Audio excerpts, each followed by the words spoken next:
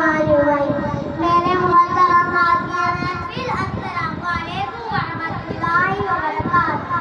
وعلیکم السلام. آج میری تقریر کا موضوع ہے فضائل فاطمہ الزہرا سلام اللہ علیہا.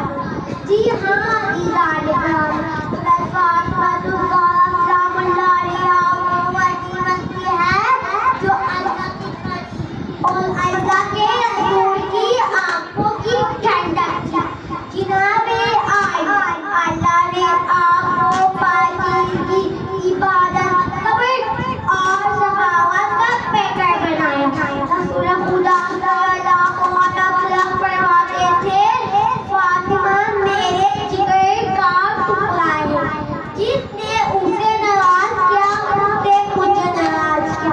جی ہاں جناب والا، حضرت فاطمہ الزہرا سلام اللہ علیہا غریبوں کی مدد کرتی، راتوں کو عبادت میں کھڑے رہتی اور تمام مسلمانوں کے لیے دعائیں خیر کرتی رہتی. اس کے باوجود مسلمانوں نے آپ کے ساتھ کیا کیا؟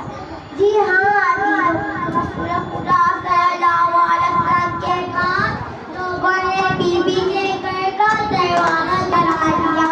دروازہ گرنے سے بی بی داخل ہو گئی اور ماں شہید ہو گیا. بی بی نے رو کر کہا باوجود دیکھے آپ کے جانے کے بعد میری کیا حالت کر دی گئی.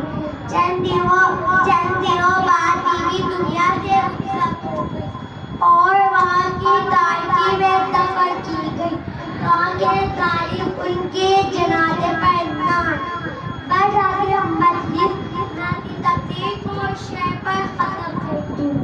لوگ مسلمانوں خاموش ہو گئے زہرا